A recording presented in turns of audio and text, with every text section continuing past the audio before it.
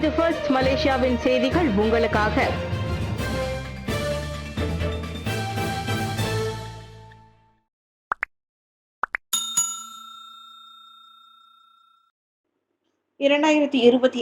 ASEAN திறன்கள் ஆண்டை ஏற்று நடத்த மலேசியா விருப்பம். அனைத்துலக தொழிலாளர் அமைப்பான ILOவின் ஒத்துழைப்புடன் 2025 ஆசியான் திறன்களை ஆண்டை ஏற்று நடத்தும் கடப்பாட்டை மலேசியா உறுதி செய்துள்ளது.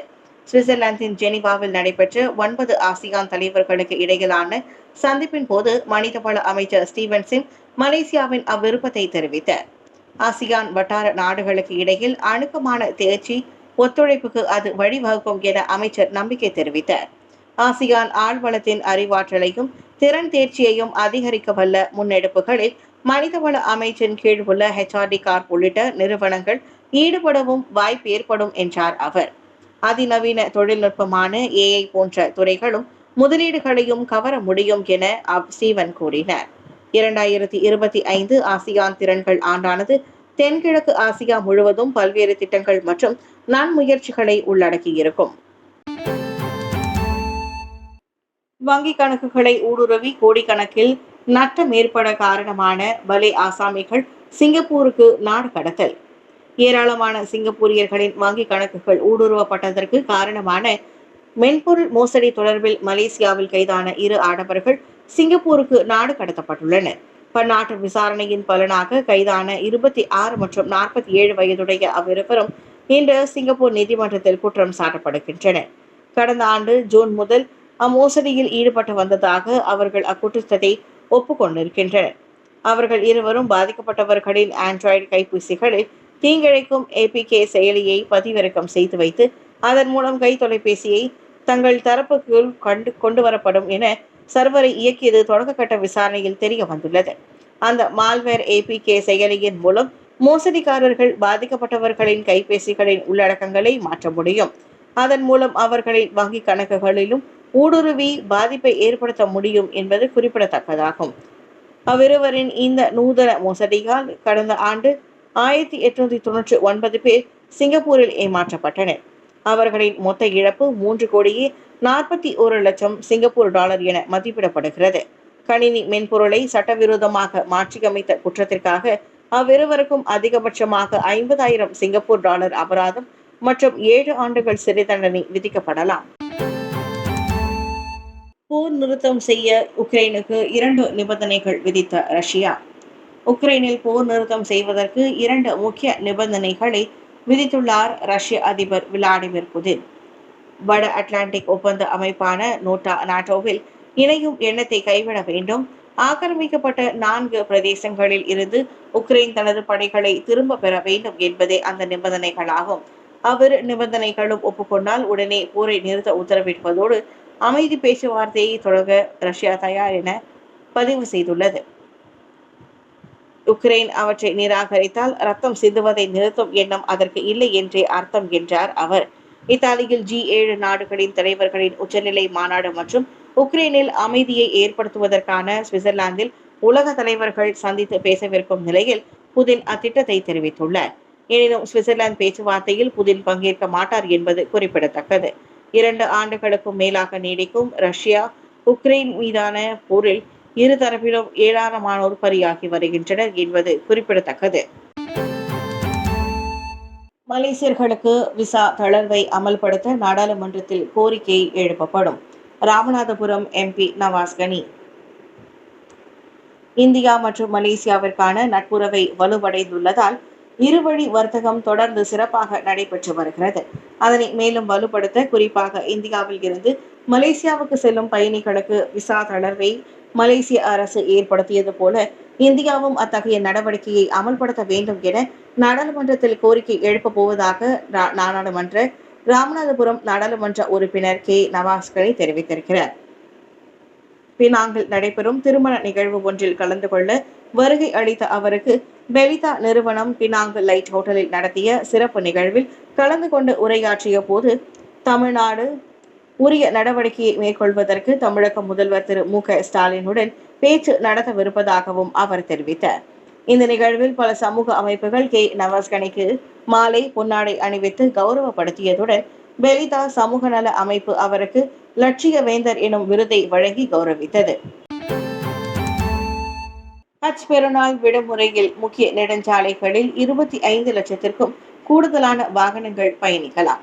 திங்கட்கிழமை கொண்டாடப்படவிருக்கும் ஹஜ் பெருநாளை ஒட்டிய வார கடைசி விடுமுறையில் நாட்டின் முக்கிய நெடுஞ்சாலைகளில் 25 லட்சத்திற்கும் மேற்பட்ட வாகனங்கள் பயணிக்கும் என எதிர்பார்க்கப்படுகிறது. வெள்ளிக்கிழமை அதிகரிக்க தொடங்கிய வாகனங்களின் எண்ணிக்கை வரும் செவ்வாய்க்கிழமை வரை நீட்டிக்கும் என மலேசிய நெடுஞ்சாலை வாரியம் LLM கூறியது. அதில் பிளஸ் நெடுஞ்சாலையை மட்டும் 22 லட்சம் வாகனங்கள் பயன்படுத்தலாம் என கணிக்கப்பட்டுள்ளது. கோலாலம்பூர் காராக் நெடுஞ்சாலையை 1,81,000 வாகனங்களும், 2 கிழக்கு கரை நெடுஞ்சாலைகளையும் மொத்தம் 1,40,000 வாகனங்களும் பயன்படுத்தக்கூடும். இந்த லட்சக்கணக்கான பயணங்கள் சுமூகமாக இருப்பதை செய்வதற்கு உண்டான முன்னேற்பாடுகளை செய்யுமாறு நெடுஞ்சாலை பராமரிப்பு நிறுவனங்கள் உத்தரவிடப்பட்டுள்ளன. தேவையான இடங்களில் ஸ்மார்ட் லைன் பாதைகள் திறக்கப்படுவது, டோல் சாவடிகளை சாலை கட்டண வசூலிப்பில் இடையூறு வராமல் பார்த்துக் கொள்வது, அதிக வாகனங்கள் இருக்கும் பகுதிகளில் கூடுதல் டோல் சாவடி பாதைகளை திறப்பது அவற்றில் அடங்கும் என LLM கூறியது. போர்ட் கில்லான் நகைக்கடையில் ஒரே நிமிடத்தில் 27,000 ரிங்கிட் மதிப்பிலான நகைகளுடன் கம்பி நீட்டிய கொள்ளையன். ஸ்லாங்கூர் போர்ட் கிலாங்கில் உள்ள நகைக்கடை ஒன்றில் மேற்கொள்ளப்பட்ட துணிகர கொள்ளையில் துப்பாக்கியை ஏந்தி ஆடவன் வெறும் ஒரே நிமிடத்தில் 27,000 ரிங்கிட் மதிப்பிலான நகைகளுடன் கம்பி நீட்டினான்.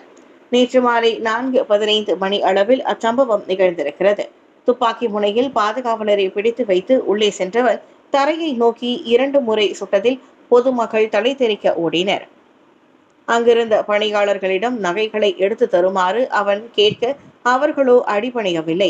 இதனால் மேசையில் இருந்த 2 காப்புகளையும் ஒரு தங்க சங்கிலியையும் தானாகவே எடுத்து கொண்டவன் வாடிக்கையாளர்களுக்கு சொந்தமான 2 கைப்பைகளையும் அபகரித்து கொண்டு நீல நிற யமாஹா Y15 மோட்டார் சைக்கிளில் தப்பியோடினான். அச்சம்பவத்தில் நகைக்கடை பணியாளர்கள், வாடிக்கையாளர்கள் என எவரும் காயமடையவில்லை. சிவப்பு நிற சட்டையும் தலைக்கவசமும் அணிந்திருந்த கொள்ளையனுக்கு எதிராக தென்கிழான் மாவட்ட போலீஸ் தேடுதல் வேட்டையை தொடங்கியுள்ளது. ஜொஹூர் பாருவில் பரபரப்பு, 2 குற்றவாளிகளை சுட்டு வீழ்த்திய போலீசார்.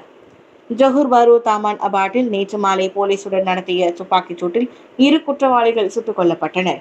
ஜொஹூர் போலீஸ் தலைவர் கமிஷனர் குமார் அதனை உறுதிப்படுத்தினார்.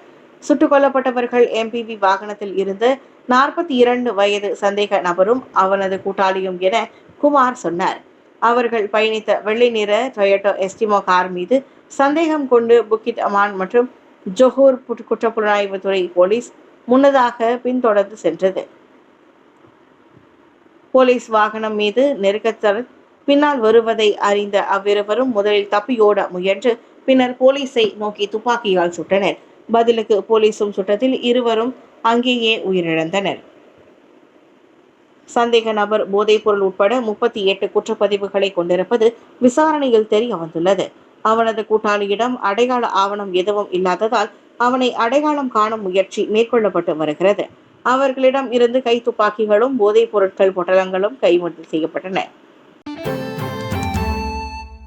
செட்டாங்கில் தண்டவாளத்தை கடக்க முயன்ற வங்காளதேசி ERL ரயில் மோதி பலி. செட்டாங் ஸ்லாங்கூரில் ERL விரைவு ரயில் மோதி வங்காளதேச ஆடவர் பலியானார். நேற்று மாலை தாமான் செட்டாங் பெட்டானாவில் KLIA எக்ஸ்பிரஸ் தண்டவாளத்தை கடக்க முற்பட்ட போது 42 வயது அந்நபர் ரயிலால் மோதப்பட்டார்.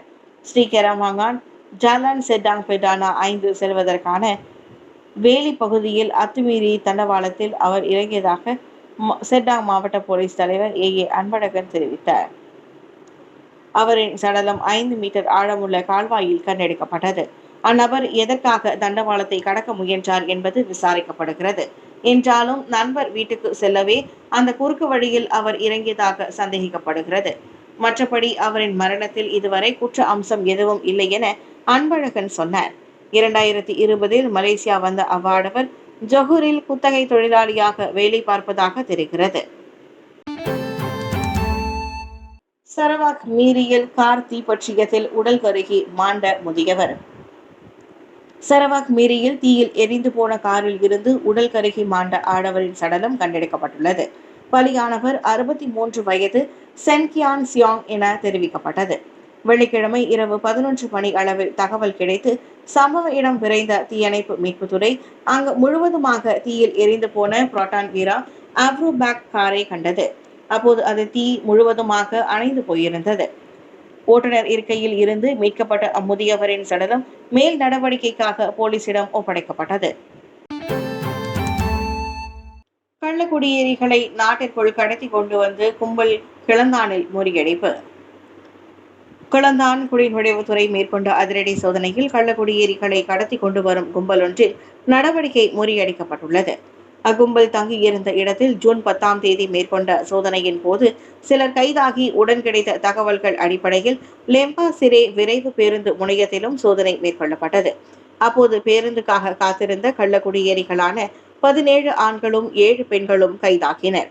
அவ்விரு சோதனைகளிலும் மொத்தமாக 33 கள்ளக்குடியேறிகளும் அவர்களின் போக்குவரத்தை பார்த்து கொண்ட 2 உள்ளூர் ஆடவர்களும் கைதாகினர்.